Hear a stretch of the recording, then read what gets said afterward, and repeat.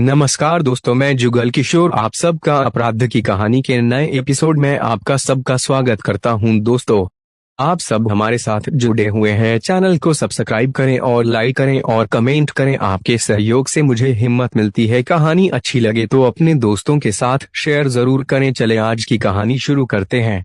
4 बच्चों की मां रूबी ने रजनी से बने समलैंगिक संबंधों के लिए अपने पति भूरी सिंह को रजनी के साथ मिलकर ठिकाने लगा दिया। बच्चों की तो छोड़िए, अगर वह अपने और रजनी के भविष्य के बारे में सोचती तो। जिला अलीगढ़, उत्तर प्रदेश। तारीख 10 मार्च 2020। अलीगढ़ के थाना गांधी पार्क क्षेत्र की कुंवर नगर कॉलोनी। उस दिन होली थी। कुंवर नगर कॉलोनी के भूरी सिंह ने दोस्तों और परिचितों के साथ जमकर होली खेली। होली खेलने के बाद वह नहा धोकर सो गया। भूरी सिंह सटरिंग का काम करता था। शाम को सोकर उठने के बाद वह अपनी पत्नी रूबी से यह कहकर कि ठेकेदार से अपने रुपए लेने जा रहा है, घर से निकल गया। जब वह देर रात तक घर वापस नहीं आया तो पत्नी को उसकी चिंता हुई। रात गहराने लगी तो रूबी ने किराएदार हरिओम की पत्नी ऋतु के मोबाइल से पति को फोन किया, लेकिन उसका फोन रिसीव नहीं हुआ। दूसरे दिन 11 मार्च की सुबह 7 बजे लोगों ने कॉलोनी से निकलने वाले नाले में एक लाश उल्टी पड़ी देखी। इस जानकारी से कॉलोनी में सनसनी फैल गई। आसपास के लोग जमा हो गए। इसी बीच किसी ने पुलिस को सूचना दे दी। कुछ ही देर में थाना गांधी पार्क के थाना प्रभारी सुधीर धामा पुलिस टीम के साथ वहां पहुंच गए। इसी बीच भूरी सिंह की पत्नी रूबी को किसी ने नाले में लाश मिलने की जानकारी दी। रूबी तत्काल वहां पहुंच गई। थाना प्रभारी ने लाश को नाले से बाहर निकलवाया। मृतक की शिनाख्त घटनास्थल पर पहुंची उसकी पत्नी रूबी व छोटे भाई किशन लाल गोस्वामी ने भूरी सिंह गोस्वामी के रूप में की। थाना प्रभारी ने इस घटना की जानकारी अपने उच्च अधिकारियों को दे दी थी। कुछ ही देर में SP city Abhishek Kumar forensic team के साथ मौके वारदात पर पहुंच गए। पति की लाश देख रूबी बिलख बिलख कर रो रही थी। मोहल्ले की महिलाओं ने उसे किसी तरह संभाला। पुलिस अधिकारियों ने घटनास्थल का बारीकी से निरीक्षण किया। फिर फोरेंसिक टीम ने भी जांच कर साक्ष्य जुटाए। मृतक के मुंह पर टेप लगा था और उसके हाथ पैर रस्सी से बंधे हुए थे। जांच के दौरान फोरेंसिक टीम ने देखा कि मृतक भूरी की गर्दन पर चोट का निशान है। भूरी सिंह की हत्या किसने और क्यों की, इसका जवाब किसी के पास नहीं था। सवाल यह भी था कि हत्यारे हत्या कर लाश को मृतक के छोटे भाई के घर के पास नाले में क्यों फेंक गए थे। पुलिस का अनुमान था कि हत्यारे भूरी सिंह की हत्या किसी अन्य स्थान पर करने के बाद लाश को उसके छोटे भाई किशन गोस्वामी के घर के पास फेंक गए होंगे। होली का त्योहार होने के कारण आवागमन कम होने से हत्यारों को लाश फेंकते किसी ने नहीं देखा होगा। पुलिस को मृतक की जेब से उसका मोबाइल भी मिल गया था। थाना प्रभारी ने रूबी से उसके पति के बारे में पूछताछ की। रूबी ने बताया, मंगलवार रात 9 बजे पति के मोबाइल पर पेमेंट ले जाने के लिए ठेकेदार का फोन आया था। इसके बाद वह घर से निकल गए और फिर नहीं लौटे। काफी रात होने पर उन्हें फोन किया, लेकिन कॉल रिसीव नहीं हुई थी। परिवार वालों को यह जानकारी नहीं थी कि भूरी सिंह किस ठेकेदार के पास रुपए लेने गया था। पुलिस ने मौके की कार्रवाई निपटाने के बाद लाश को पोस्टमार्टम के लिए भिजवा दिया। दूसरे दिन पोस्टमार्टम की रिपोर्ट आई तो पता चला कि भूरी सिंह की हत्या तार अथवा रस्सी से गला घोटने से हुई थी। मृतक के भाई कृष्णलाल गोस्वामी की तहरीर पर पुलिस ने मृतक भूरी सिंह की पत्नी रूबी, उसके किराएदार डब्बू की पत्नी रजनी और दूसरे किराएदार हरिओम और डब्बू के एक दोस्त आसिफ के विरुद्ध हत्या का केस दर्ज कर लिया। रिपोर्ट में आरोप लगाया गया कि मृतक भूरी सिंह की पत्नी रूबी के किराएदार डब्बू से अवैध संबंध थे। इसका भूरी सिंह विरोध करता था। इस बात को लेकर रूबी और भूरी सिंह में आए दिन झगड़ा होता रहता था। घटना से 10 दिन पहले भी रूबी व किराएदार डब्बू ने मिलकर भूरी सिंह को पीटा था। घटना वाली रात डब्बू ने अपने दोस्त आसिफ को घर बुलाया और 5 नामजदों ने मिलकर भूरी की हत्या कर दी। हत्या के बाद लाश को मकान से कुछ दूर नाले में फेंक दिया। सुबह रूबी ने अपने आप को साफ सुथरा दिखाने के लिए पुलिस को कपोलकल्पित कहानी सुनाई थी कि भूरी सिंह ठेकेदार से पेमेंट लेने गया था, जो लौटकर घर नहीं आया। पुलिस ने हत्या का मुकदमा दर्ज करने के बाद जांच शुरू कर दी। सीओ द्वितीय पंकज श्रीवास्तव ने बताया कि मृतक की लाश से उसका मोबाइल बरामद हुआ था, जिसकी मदद से कुछ तथ्य सामने आए। पुलिस केस की गहनता से जांच कर रही थी।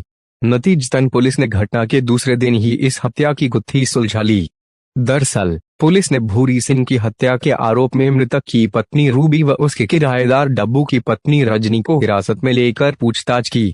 शुरुआती पूछताछ में दोनों पुलिस को बरगलाने की कोशिश करने लगी, लेकिन जब सख्ती हुई तो दोनों एक दूसरे को देखकर टूट गईं और अपना जुर्म कबूल कर लिया। 12 मार्च को एसपी सिटी अभिषेक कुमार ने पुलिस लाइन में प्रेस वार्ता के दौरान जो कुछ बताया वे चौंकाने वाला था। दरअसल सभी समझ रहे थे कि भूरी सिंह की हत्या उसकी पत्नी रूबी के किराएदार डब्बू से अवैध संबंधों के बीच रोड़ा बनने के चलते की गई थी, लेकिन हकीकत कुछ और ही थी, जिसे सुनकर पुलिस ही नहीं सभी हक्के बक्के रह गए। भूरी सिंह की हत्या का कारण था 2 महिलाओं के समलैंगिक संबंध। रूबी और रजनी ने अपना जुर्म कबूल कर लिया। दोनों ने इस हत्याकांड के पीछे जो कहानी बताई वह चौंकाने वाली थी। भूरी सिंह की हत्या पूरी प्लानिंग के तहत की गई थी। इन दोनों महिलाओं ने ही उसकी हत्या की पटकथा 1 माह पहले लिख दी थी, जिसे अंजाम तक पहुंचाया होली के दिन गया। भूरी सिंह की पहली पत्नी की मृत्यु के बाद उसका विवाह पत्नी की बहन यानी साली रूबी से करा दिया गया था। भूरी सिंह दूसरी पत्नी रूबी से उम्र में 11 साल बड़ा था। भूरी सिंह के पहली पत्नी से 3 बेटे व 1 बेटी थी। भूरी सिंह सीधे सरल स्वभाव का था। वह केवल अपने काम से काम रखता था। ऐसे व्यक्ति का सीधापन कभी कभी उसके लिए ही घातक साबित हो जाता है। भूरी सिंह जैसा था, उसकी पत्नी रूबी ठीक उसके विपरीत थी। वह काफी तेज और चंचल स्वभाव की थी। घर वालों ने उसकी शादी भूरी सिंह से इसलिए की थी ताकि बहन के बच्चों की देखभाल ठीक से हो जाए। वह मजबूरी में भूरी सिंह का साथ निभा रही थी। अपनी ओर भूरी सिंह द्वारा ध्यान न देने से जवान रूबी की रातें करवटें बदलते कटती थीं। भूरी सिंह अपने बड़े भाई के मकान में किराए पर रहता था। पड़ोस में ही रजनी भी किराए के मकान में रहती थी। दोनों हमउम्र थीं। एक दूसरे के यहाँ आने जाने के दौरान जाने अनजाने सोशल मीडिया पर अश्लील फोटो वीडियो देखते देखते दोनों में नजदीकियां हो गईं, फिर दोस्ती गहरा गई। दोनों के बीच समलैंगिक संबंध बन गए और एक दूसरे से पति पत्नी की तरह प्यार करने लगी। रूबी पत्नी तो रजनी पति का रिश्ता निभाने लगी। दोनों सोशल मीडिया की इस कदर मुरीद थीं कि अपना ज्यादातर समय मोबाइल पर बिताती थीं। दोनों अपने इस रिश्ते के वीडियो तैयार करके टिकटॉक पर भी अपलोड करती थीं। उनके कई वीडियो वायरल हो चुके थे। डब्बू और रजनी की शादी को 5 साल हो गए थे। उनका कोई बच्चा नहीं था, इसलिए भी दोनों महिलाओं के रिश्ते और गहरे हो गए। बाद में दोनों ने साथ रहने की कस्में खाते हुए कभी जुदा न होने का फैसला लिया। इस बीच भूरी सिंह ने अपना मकान बनवा लिया था। रूबी और रजनी के बीच बने संबंध इस कदर प्रगाढ़ हो चुके थे कि घटना से 1 साल पहले पति भूरी सिंह से जिद करके रूबी ने अपने मकान की ऊपरी मंजिल पर एक कमरा और बनवा लिया था।